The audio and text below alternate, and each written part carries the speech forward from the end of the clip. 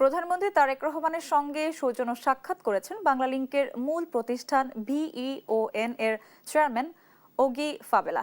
সোমবার সকালে জাতীয় সংসদ ভবনে প্রধানমন্ত্রীর কার্যালয়ে সাক্ষাৎ অনুষ্ঠিত হয়। বৈঠকে ডিজিটাল সেবাকে আরও সহজলভ্য করার বিষয়ে আলোচনা হয়। এ সময় উপস্থিত ছিলেন ডাক, টেলিযোগাযোগ ও তথ্য প্রযুক্তি এবং বিজ্ঞান ও প্রযুক্তি মন্ত্রী ফকির মাহবুব আনাম, প্রধানমন্ত্রীর ডাক, টেলিযোগাযোগ ও তথ্য প্রযুক্তি এবং বিজ্ঞান ও প্রযুক্তি বিষয়ক উপদেষ্টা রেহান আসিফ আসাদ, বিইওএন এর বোর্ড সদস্য মিশেল সোয়েটিং এবং বাংলালিংকের প্রধান নির্বাহী কর্মকর্তা ইয়োহান হেনরিক মার্টিনাস বাস।